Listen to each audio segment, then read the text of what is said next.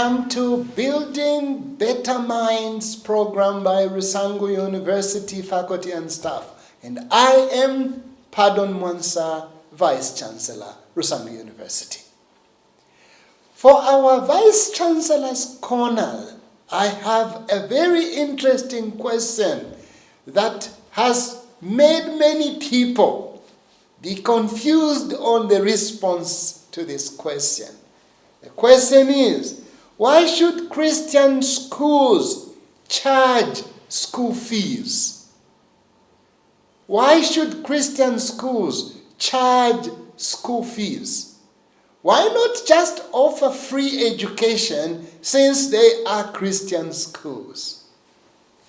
Strangely, that's a question I have met from parents and from some, for lack of a better word, those who have not explored better answers to the question. So let's explore the answer to this question. Why should Christian schools charge school fees? First of all, a university, whether it is Christian or not, has to have in place certain basics in order for it to deliver a quality program academically. Whether they are a Christian institution or they are not, a university must have proper infrastructure that is conducive for quality learning. And infrastructures call forth for money. Secondly, any university should have well-qualified and experienced lecturers or professors who are masters at the subjects they teach. Those professors are employees of the university. They are not volunteers at a university. They need to be paid. They need to be sustained. Number 3, every university must have tools that aid in learning. A science lab, a lab for environmental studies, a lab for nursing practicing, a lab for different purposes. Establishing those laboratories, operating and running them costs money. Whether a school is Christian or not Christian, they have to have certain tools with which to work in order for them to deliver a quality university program. I will go ahead and add another important dimension. Universities have to have administration that creates a vision, sustains a vision, promotes a vision of a quality university. And administration comes with different things. There has to be people who are doing this, people who are keeping accounting books, people who are helping at the library, that entire cluster of functions. That needs funding. I could go on and list more, but let me for now simply end here, except let me mention one important one. Universities, depending on the programs they offer, also have to make payments to approving bodies, Higher Education Authority, health professional councils, general nursing councils, and many other entities that approve and regulate those programs. That requires money. So maybe the question is not, why should Christian schools charge fees? Because they can't operate without money. But maybe the question should be, should Christian schools charge a lot of money? And the answer to that is definitely no. Christian schools should just charge as their competitors or comparator universities are. What it takes to run programs by a private university is what it takes to run a university by a Christian institution of higher learning.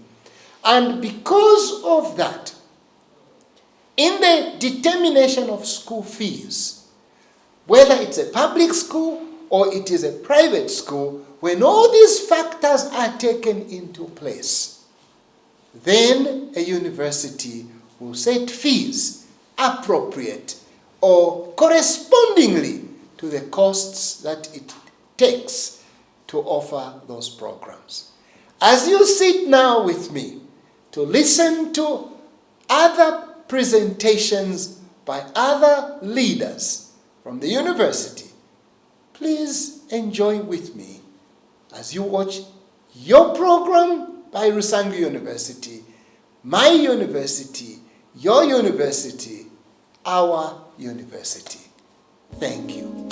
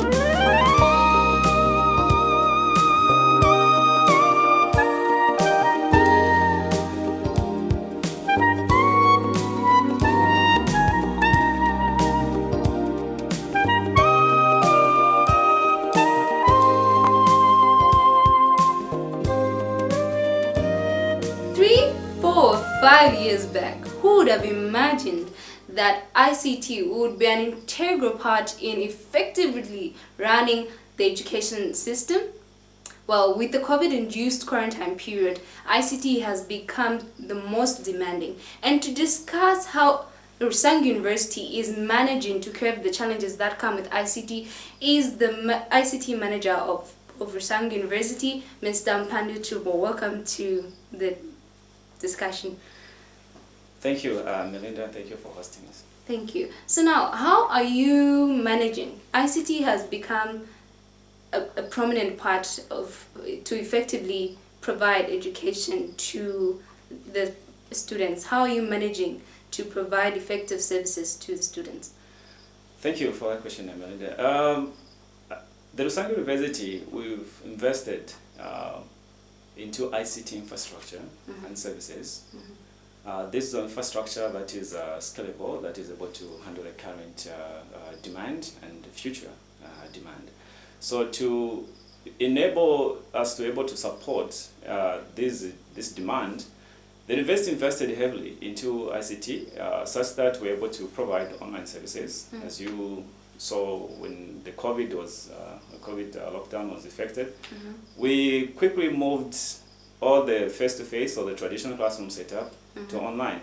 And that was in the pace of about 2 weeks, and we were able to successfully run all the programs online. So it takes commitment and investment and also support from everyone, started from management. It was quite a very stressful process and period for everyone, but we successfully implemented the systems, and it takes serious investment into ICT. You understand that this is not just something that has started. Rusangi University started in the wake of the pandemic, the COVID. This is a process that has been, the investment has been going on even a few years back. So with coming of COVID, it was simply to enhance and to simply bring out what the best ICT can in order to provide a solution to the current demand. Wow. Now, you mentioned successful implementation of ICT services. How accessible are these ICT services to anybody out there? Or maybe to your students? How accessible are they to the staff, to the students? Okay, thank you. These systems, we're talking about systems, when we talk about systems, we're talking about systems that are based online and also here on campus. On campus, Rusangi University is invested into internet services. As you know, currently internet in Africa is too expensive, but Rusangi University has invested to make sure and to ensure that these ICT services that support the learning, which is the core business of the university, which is education and research, invested this into ICT to ensure that the Rusangi University on campus, we have internet in homes and in offices for our staff and faculty, those that are based on campus, and also in the classrooms and also in the hostels for our students 24/7. So these systems have invested that when we're on campus and off campus, these systems can also be accessed through our university website, which is www.ru.edu.zm. So these systems are available. They can be accessed by even our students when they are not on campus. They're able to access these platforms even from home. They're able to log into their portal, be able to register for courses online. They're able to check their timetables, register for courses online, make payments at the bank, payments flows into the systems, and they're able to have access to their payments. They're able to register for courses. They can access their grades online without them being only on campus. And in the wake of COVID, we also developed e-learning systems. These are systems that are supporting the learning environment of the student. We simply moved the traditional classroom setup and developed them into a virtual classroom. So you can think of any activity that you have in a face-to-face classroom or a traditional classroom setup. We've put those activities online on the systems that has been developed to manage the e-learning classes. So now, how are you managing? With e-learning, learning is developing the heart, the mind, and the head, as Rusangi believes. So how are you managing to ensure that the learning system is effective and that the students are really getting educated and not just, Thank you. Rusangi University invests, like I mentioned, in the services. So part of the services and infrastructure that Rusangi has invested in is the plagiarism programs. So if we leave it out there, I know everyone wonders, say, how are you managing classes? How do you know this assignment? Or how do you know this? The student can simply copy and paste. So learning is not effective. Learning is not effective. Rusangi invested in programs such as plagiarism programs. These are programs that we have integrated into our systems. A student logs into the systems, the learning as it is, the lecturer will post the assignment. Once they share the assignment, they put the same setup that could be there in the traditional classroom setup, which is assignment is set a date, there's a due date. The lecturer, once they set the assignment, the options in the system that checks for plagiarism. A student will copy or we might paste. Let's assume a student copy and paste work from the internet and paste into their Excel or in a Word document and then upload into the system. Through the plagiarism system, the lecturer is able to say this work, so much percentage of work has been plagiarized and has been obtained from this ABCD website.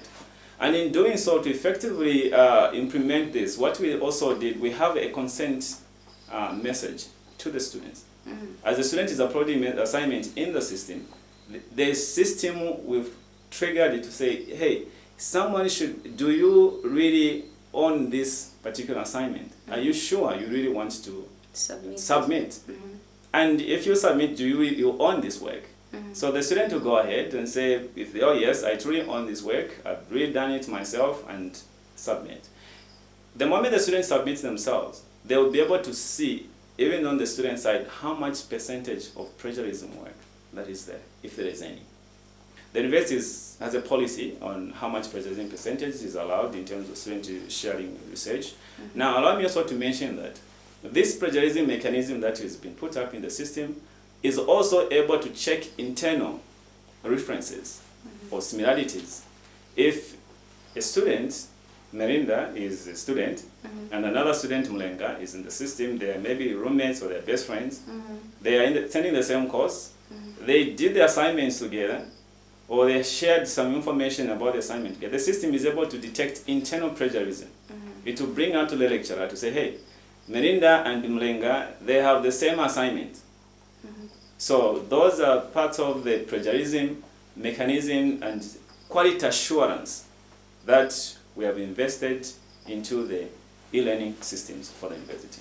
Thank you so much. Well, to the prospective students that are debating on choosing Rusangu University, during these COVID times, are they going to manage the e-learning system? What are your concluding remarks to the students that are within the system, or the students that are already students, or the prospective students?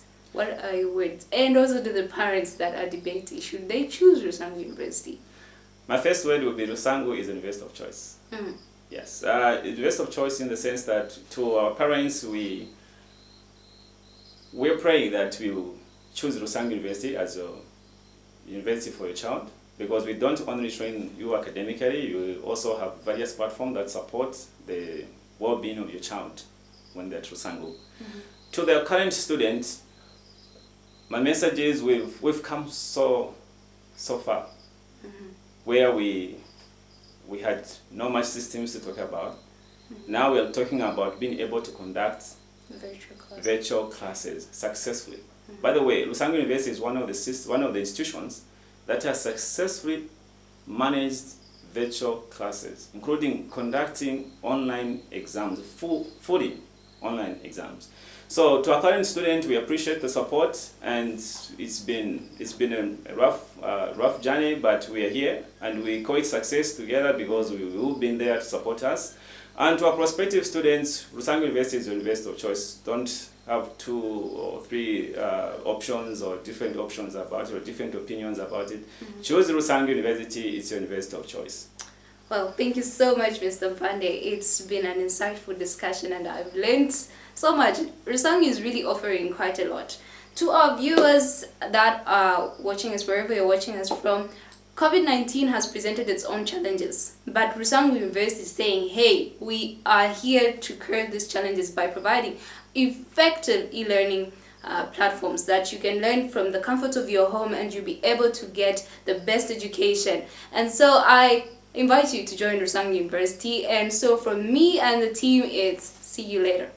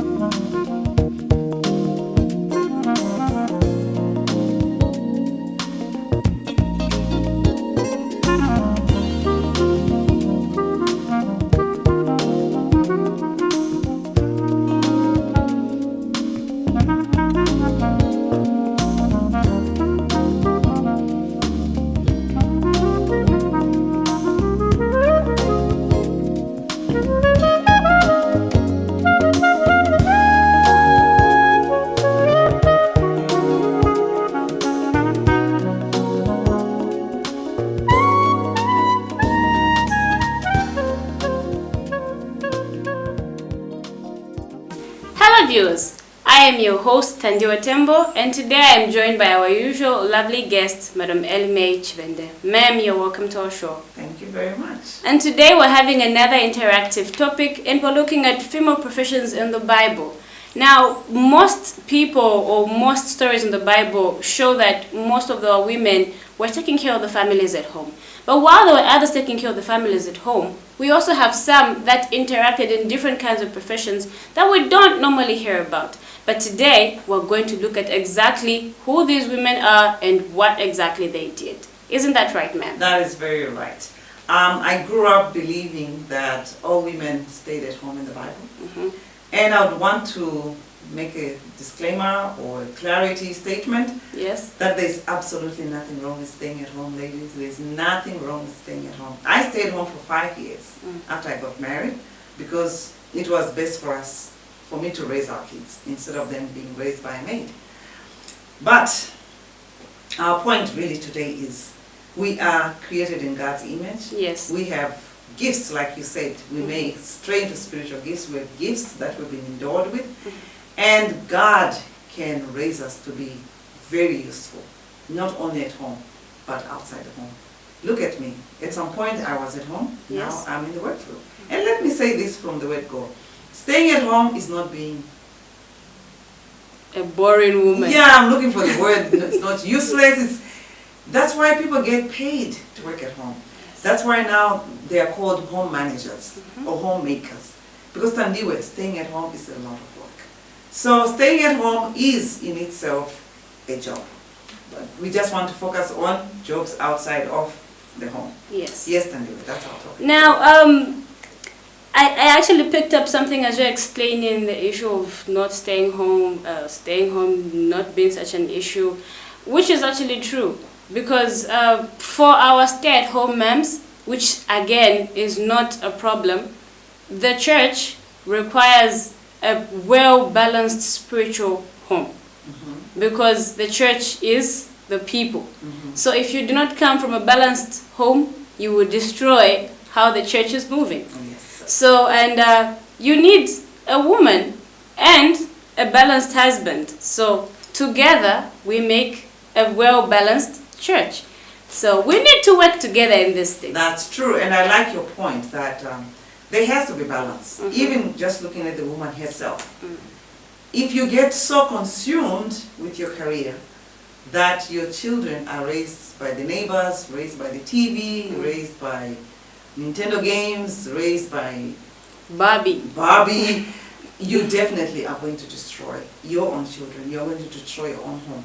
So while it is good to pursue a career, like we are going to look at the women in the Bible, women need to know they are responsible for their children. Yes. They are responsible for their homes. Yes. That's a fact. That's a requirement. Which means you need wisdom to know when to go out, how to balance being out, and also raising children who are of quality to our society. Let's get into the Bible. Let's get into the Bible indeed. Now the one that I find most intriguing, because I didn't know about this either until recently, the woman that actually built towns. And this lady is actually found in the book of 1 Chronicles chapter 7 verse 24. Now tell us about this lady. I will read the Bible. Yes. Because the first time I heard about this I was like, that can't be from the Bible. Are you sure that verse is in the Bible? So I'm going to read from the Bible. 1 Chronicles 7 verse 24. Yes. It's talking about the family of Ephraim. So on verse 24, first talks about the sons that his wife died and then he remarried. Yes. Verse 24, now his daughter was Sherah, Yes. who built Lower and Upper Berth, Horon and Uzen Sherah. I take the Bible as it is. Yes. It says she built. She built. But because I am a scholar, I did some research. Yes. Did she actually do the building herself? What does Was this it mean? literal? Yes, is it literal? Several commentators have made it clear that she probably did not really put brick on top of brick. She was maybe the architect. So women could actually be architects. Thank you. It's here in the Bible. That she probably was the architect who designed it. This is how we want these cities done. other scholars say maybe she was the project manager. That I want things done this way. So she was there supervising how everything was being done.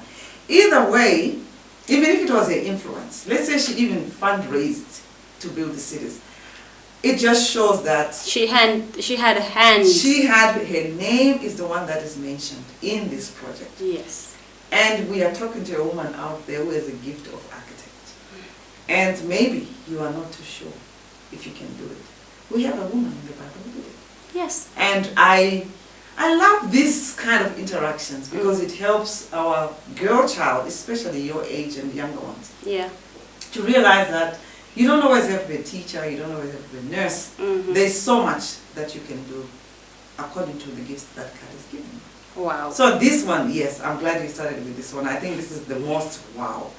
This indeed is the most wow, because even in kindergarten you hardly hear about the lady that Built. No, we don't have songs for her either. We don't have. She's the unsung army king or something. Yes. But certain today, I'm pretty sure someone out there has known that we have a woman that took part in building a town. Yes. Yes. Yes, we do. Now, we also have our Deborah. This morning when I woke up, I was excited. I actually put on my WhatsApp status, lead, Deborah, lead. Amen. Because I just felt this different kind of vibe on me.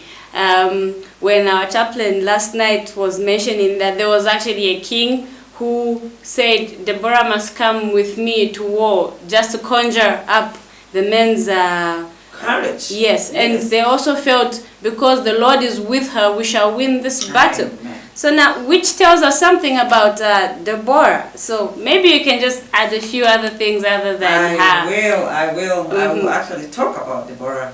Again, I prefer reading from the Bible. Indeed. Some of these things, because you're like, I wasn't reading the Bible. But This Bible. Yes. If we go to the book of Judges, chapter 4, Yeah. from verse 4.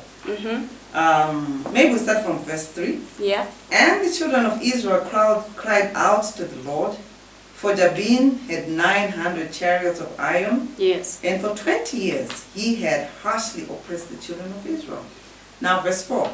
Now Deborah, a prophetess, the wife of Lapidoth, she was even married, was judging Israel at this time. So she was both a wife and the judge. yes. Wife, prophetess, judge. 3 things. And she would sit under the palm tree of Deborah between Ramah and Bethel in the mountains of Ephraim. And the children of Israel came up to her for judgment. Wow. This is administration. Yes. I love such interactions where we read from the Bible and we inspire a certain woman out there Yeah. that you probably have the gift of administration. And maybe you are shy, you lack confidence, or you just don't think it's the right thing to do. But we have examples of women in the Bible. Deborah, Yes. who was a judge, she was a prophetess, and she was a wife too. And I love your reference that the story is actually more dramatic. Because she challenged the army commander and said, hasn't the Lord said you go and fight your enemies? Yes. Because he has given you success. And this man says to Deborah, I'm not going to go unless you come with me. Wow. And I love your opening remarks because the Lord was with Deborah. Yes. So I think women, right there, let's get something straight. We are not going out there to be architects, to be builders, to be designers, By to ourselves. be judges. It's not for our fame. It's not to make a point. It's not for selfish reasons. It's because it's a gift the Lord has given us. And when we occupy these positions, in the Spirit of the Lord, we become a joy in our society. Because we do have women who are so driven Yes. that what they want to do is to dismantle something. I don't know what they are fighting. Maybe it's this feminist talks and all that. We just have to realize that we are children of God. Yes. And that everything we do should be driven by the Spirit of the Lord. And everything we do should be for the edification of the church. And from where we started from, if you're married, your family is definitely in the picture. Yes. Actually, when you talk about administration, running of things, there's just different levels at which it's applied. There's the one we're looking at where the woman in a professional area, but also running a home. It's a full-time job. Yes. Imagine having toddlers who are painting the walls. Yes. You clean the house, they go and bring all their toys and just throw them there. And you're expected to make sure your living room is presentable just in case visitors pop by. Yes. So You talk like one who is married. Can you imagine? I received that blessing. It's a tall order Yes. to be a homemaker or a home manager, because you are juggling a lot of things. I can assure you that coming to my office, I find it easier than when I was home with my toddlers. Because when I'm at the office, I just go to my to-do list. Yes. What do I need to do today? Boom, boom, boom, boom. Okay, what was done yesterday? I tick. You know, there's a certain orderliness. to But at what you home, do. even if you have a to-do list, there's just someone to who do. crash it. Yes. Someone messes up and you have to clean the house, which you had not planned to do. Someone's clothes they go and play in mud, you have to do laundry when you had not planned for it. Someone gets sick, you have to run to the clinic. You are juggling so many tasks. Yes. So I would like your emphasis, I really appreciate your emphasis that stay-home moms are the ultimate managers. Yes. Because for them to manage all that, meanwhile they are preparing meals because the husband is at work, he has to come and eat. So I personally applaud stay-home moms. I did it for 5 years. I know what it is all about. Let's go back to the Bible. Who else is there? We're looking at queens. Queens. Yeah, I'm hesitating to get directly into the Proverbs 31 woman. Yes. Because we all know the Proverbs 31 woman. I mean, even at Pathfinder, there's someone out there who already knows Proverbs 31 woman. She's a virtuous woman. But I want us to get into those professions that haven't been clearly mentioned and talked about. We do have queens in the Bible. Yes, we do. Yes, from 1 Kings 10 verse 1. Yes, and actually from Acts 8 verse 27. This one I also didn't know about until last night. Yeah, it's good to do research because many times people perish for lack of knowledge. Indeed. So it's good to read the Bible. Queen Sheba, she was a beautiful, beautiful queen. Yes. But I wanted to tell me something about when we were preparing for the show. You mentioned something. Was it about Queen Candace? Yes, Queen Candace, actually, she was a queen in Ethiopia. And this is where you get the story of the eunuch who was on a chariot, and the other one was asked to overtake so he could meet Paul. But actually, this eunuch was a high eunuch who was under Queen Candace. Yes. And Queen Candace was a ruler over her treasures and all her subordinates. Yes. But we have this eunuch who still is under Queen Candace. And that just shows you that maybe they were not window-dressed queens, because they are those pictures we get where the queen is just sitting on She's the just sitting throne, there and enjoying her glory. looking pretty and all. No, this was administrative. Yes. It was work. And again, it emphasized the point that those who have the gift of administration, you just never know where God is going to take you. Yes. Today, of course, queens. I mean, who becomes a queen? You become a queen maybe by marriage. By succession, if you're lucky, If the you're uncles are succession, not there. yes. And I don't think the title queen is as glamorous now as it was then. Yeah. But this was a position of very high regard. Yes. With a lot of power. And a with lot of work. Authority and a lot of work. And guess what? God saw it fit that some women should fit in such a profile. And we also find Sheba. Sheba, yes. I'm interested intrigued rather when it comes to Sheba, because she discovers the wise Solomon. King Solomon. And she says, this man has been given wisdom by God. Let me go check him out. Let me go check him out. Yes. And she has a list of questions for him. That's intelligence. You see? Yes. No, women, we have to think.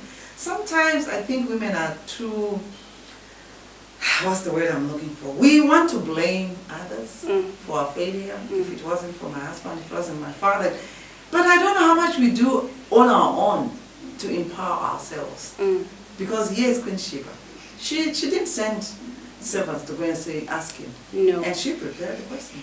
And she asked him. So she's been reading. She's been reading. She's been building her She's mind. been thinking through, yes. Yes. And then we see evidence of intelligence on top of the power and authority she already has. We move to another one which I find very interesting. I love Aquila and Priscilla. Atandiwe, have we talked about the tent makers? No, we haven't. And the tent makers, we're looking at Aquila and Priscilla. Yes. Now, most of you just know about Aquila and Priscilla. They are found in the book of Acts chapter 18 verse 26. Yes. So I'll read it out for the viewers. So Acts chapter 18 verse 26 reads, "So he began to speak boldly in the synagogue. When Aquila and Priscilla heard him, they took him aside and explained to him the way of God more accurately." Now you may be asking, where is the tent in this? Aquila and Priscilla have a background story. And their background story is where they had a tent making business. So, Marjorie, tell us. I love this reference because it gives us one dimension of work outside of the home, of family business. It's unfortunate that sometimes when both husband and wife go out to work, there's a spirit of competition. Yes. Who's bringing more money, who's driving a bigger car, who has a bigger position, Who is more controlling? which is really not necessary at all. I love this reference because it also shows us that even as you do work outside of the home, you can actually be in a perfect partnership with your husband. Perfect partnership keywords. Yes, they're always referred to as Priscilla and Aquila. For me, that just means they worked as a team and their business was successful as a team. So Yes. that's one option women can pursue.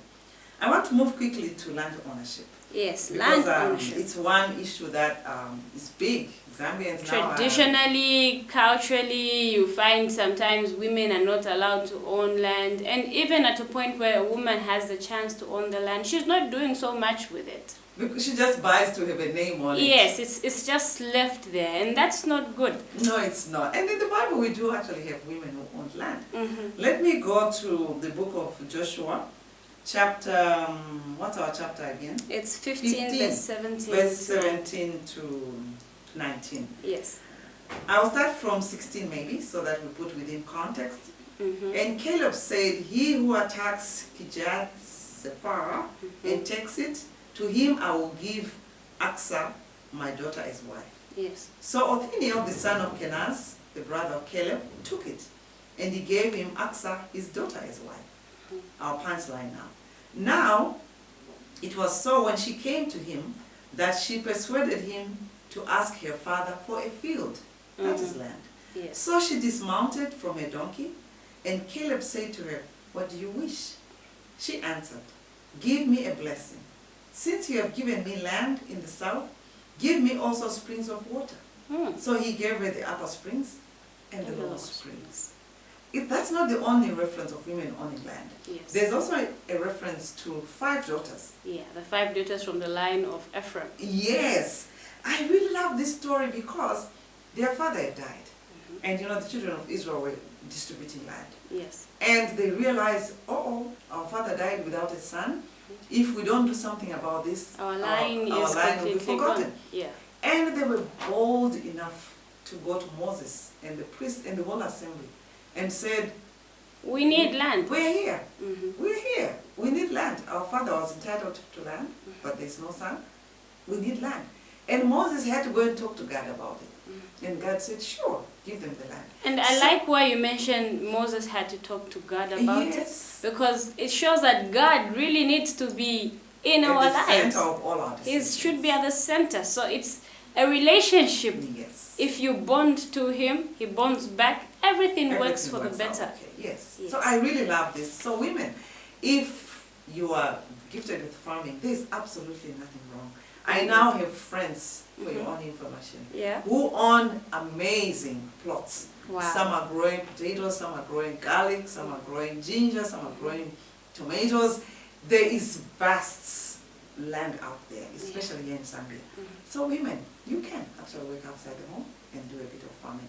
Even when we go to Proverbs 31, which I think we will really have to wind up with because our time is always limited. It's always limited. That woman is simply Amazing.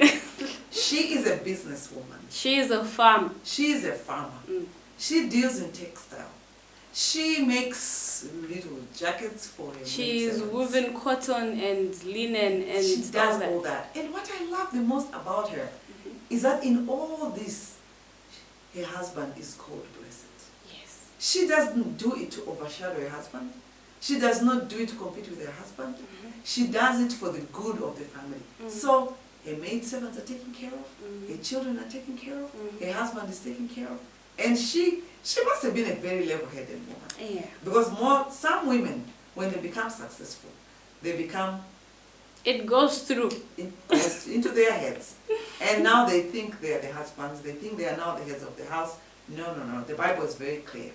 The head of the house is the husband. That you can't change, you can't do anything It doesn't about. matter how It's much you're in getting the paid. Bible.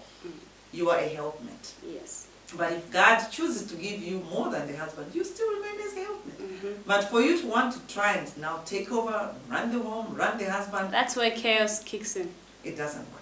God does not bless. And it gets in, you open up conflict. Not only in the home, but also with God. That's true, because now you're assuming a role that's not yours. Exactly. Yes. Now, so as we become successful women, let's always remember, God made us helpmates.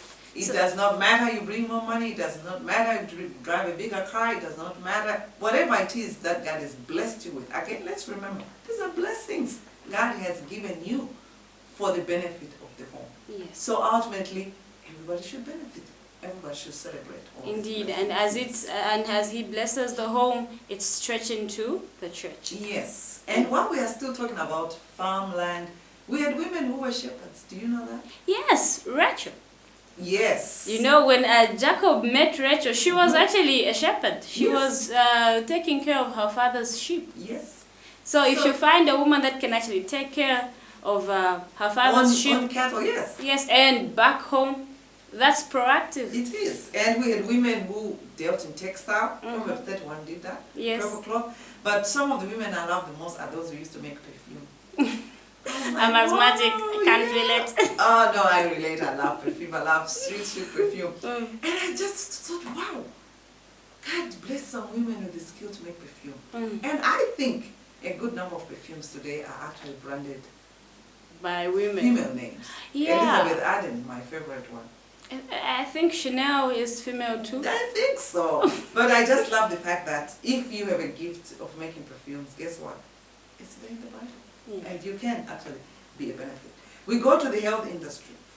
We actually do have women in nursing. We have a category of where nurses are brought in categories before you push to the Florence Nightingales. We actually have religious sections where we have nursing women. You know, they actually pick out from the religious section. Yes. So if from a profession they can refer to the Bible, that it starts from there, who are we to refuse? No, and midwives. If you remember, for the longest in the Bible, who delivered children? Women. It was the women. Yes. And that's a health profession. So there's absolutely nothing wrong with women going into nursing, being midwife, even becoming medical doctors. Yes. Because these, again, are the spiritual gifts that God has given us, Yeah. that we need to put to use for the benefit of the family and the church at large. Even domestic work. Yes, we do actually have domestic workers. Proverbs 31 is the easiest reference we can make. But I love the domestic workers in Proverbs 31. They are not the ones getting up at 4 a.m. The mistress is sleeping. It's the mistress waking up at 4 a.m. and working. Together with them. Yes. Supervising them, managing them, giving them assignments, even providing for them. So I think women, this is a lesson we need to learn. If you do have women, people who work for you, be nice to them. Don't pinpoint them and push them around like they're little pawns. Yeah, sometimes we don't respect these people. It's also a profession, and that's their livelihood, and they need to be respected for that. And in their own capacity, they are trying as hard as possible to be a providing woman at home. Yes, most of these women also have to take whatever you're paying them home. Yes. Which brings me to a point which I wasn't even thinking of saying, but it has just come to my mind. Okay. Let's pay them well. I mean, they still have to buy cooking oil, they have to buy mealie meal, they have to buy everything that you're also buying. So if you give them little peanuts, I mean, what are you saying? I think there is reason to respect every profession, including our Domestic. servants, so to speak. Our garden boys, our maids, our baby minders, Yeah. they are children of God who are also trying to make a living. Yes. And that has to be respected. Actually, some of these domestic workers or our servants, we even go to the same churches with them. Yes. And then you see them suffering and struggling and you wonder. And you why? expect them to even give tithe. From When how you- much? From how much? But the good thing with God is He's so fair. Yes. Even if I am paid only 20 kwacha, Mm-hmm. God expects only 10%. Yes. I love that. Mhm. Let's look at another category. Before we actually push into another category, just as you open your Proverbs 31, verse 1, I like something that comes out there, the introductory part. It's actually verse 1, Proverbs chapter 31, verse 1. It says, the words of King Lemuel, the utterance which his mother taught him. That speaks volumes for me. His Okay. mother Mhm. taught him. Nice. So this is a king who knows what to expect from his wife or from his sisters or from the women around, because his mother taught him. So he grew up in a home with a mother who was taking care of her maidens, who was taking care of her husband, taking care of the home, taking care of the children, owning land, doing all sorts of things. So he saw everything from his mom. Yeah. So now, imagine a king or a man who doesn't see this direction. The problem, where does it come from? We actually call this socialization. Mhm. If we go into sociology, Yeah. we raise our children, mothers, in a way that either builds them or destroys them. Mhm. Because if you as a mother, you don't teach your children how to work with their hands, how to get up early, Mhm. how to get busy. And I'm so glad you brought up this point, Diana. Mhm. Diana. Tandiwe. Tandiwe, whatever is happening. But I in my could be brain. a Diana. No, you are Tandiwe. Beautifully Tandiwe. There are mothers who do not raise their children well. Mm. Whether they are stay home or they go to work. Mhm. There are children out there, women, who don't even know how to make their beds because the maid does it. Wash dishes. There are women, children out there who don't know how to wash dishes because the maid does it. Mhm. There are children out there who don't know how to sweep, how to mop, how to work. Mhm. What are we doing? We are destroying them. Mm. And I really like the point that you brought. I had not even looked at it myself. That King Lemuel Mhm. is able to describe a virtuous woman Yes. because he saw it in his mother. So this is a man describing a vicious woman. Yes. And us mothers, whether we like it or not, we are responsible for our children. Yeah. Husbands have their role, but we have the role Mhm. to make sure we teach them manners. We teach them hard work. We give them assignments. Let everyone in the home do something. Yeah. Even if you have a maid, let your children learn how to make their own beds. Mhm. Let them learn how to sweep their own rooms, to mop their own rooms. Mhm. We go back to Mhm. Proverbs 31. Yeah. I love that when I go to verse 12. She, talking about the husband. Yes.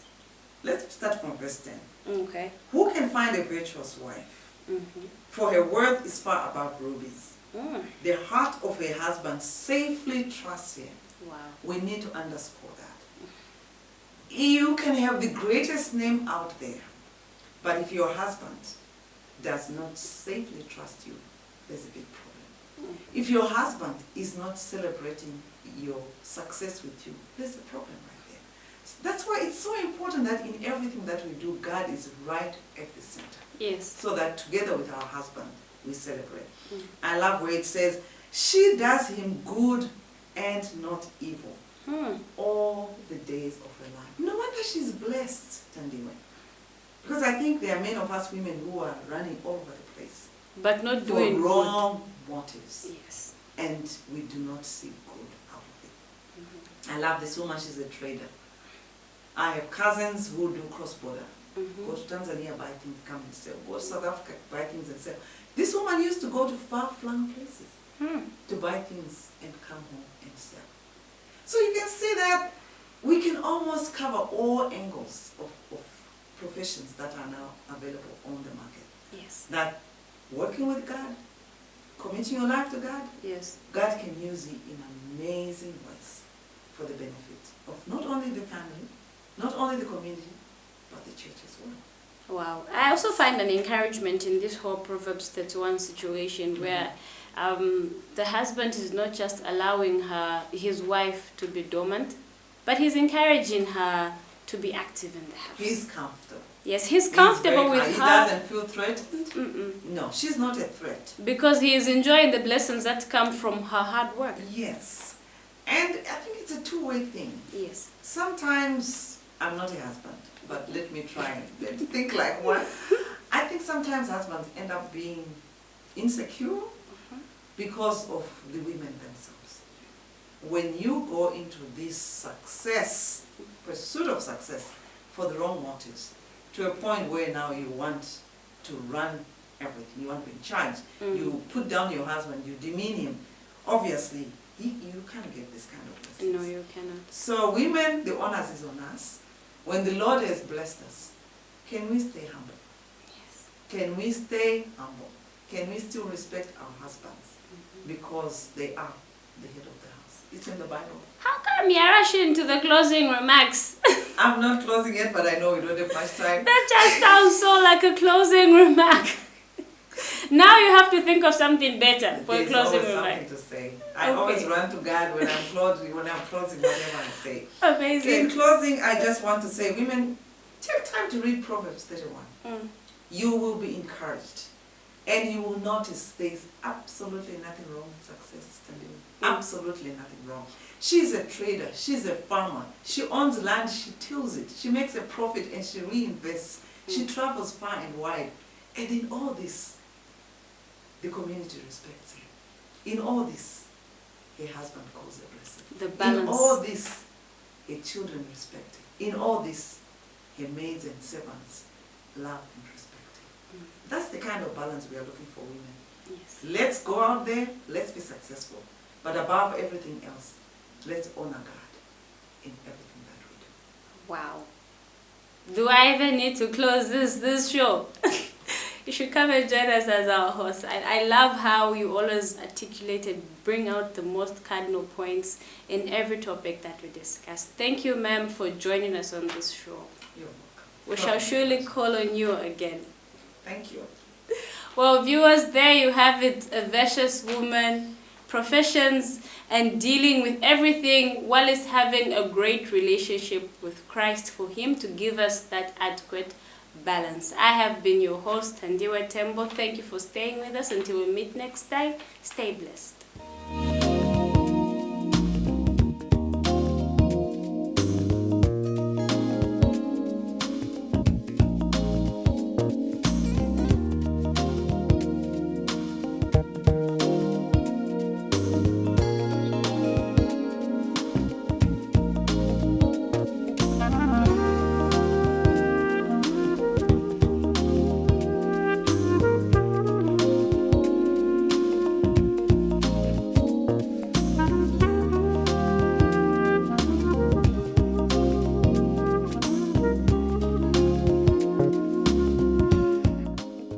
So, since it's convenient for me, I'm going to pay electronically. And by the way, these are fresh made bread rolls by Rusangu University. And did you know we supply to Monza Town? Yes, we are an entrepreneurial school.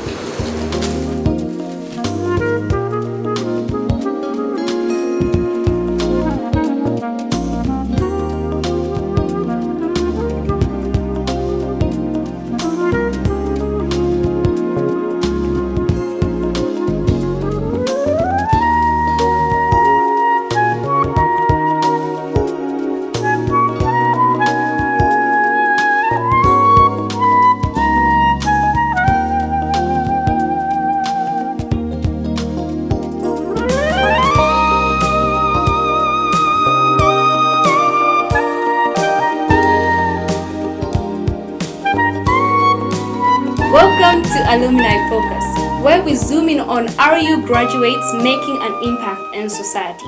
Today's focus is Dina Mulangwa Susan Chenesi, and she studied at Rusangu University and graduated in 2013 with a Bachelor of Business Administration in Human Resource Management. She is currently working for Toyota Zambia as the logistics team leader.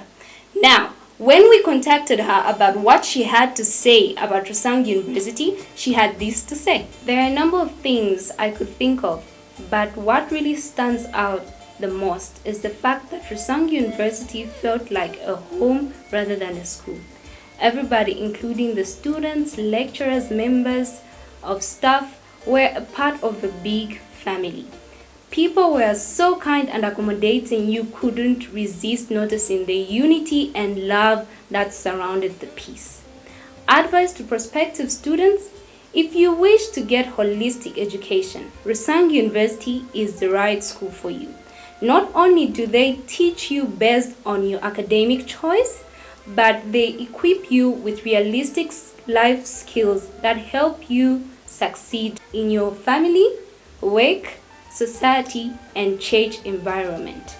Long gone are the days that people would go to school in order to learn and later get a job or formal employment. Today, we learn in order to acquire knowledge that will help us survive the entrepreneurial world. Rusangu gives you exactly that. They also go an extra mile in imparting moral, ethical values, which strengthens your integrity and approach to life in general. Thank you so much, Dina, for those words of encouragement, and I believe that you, the prospective student, is going to join us at Rusangu University. Remember, your Rusangu, my Rusangu, our Rusangu.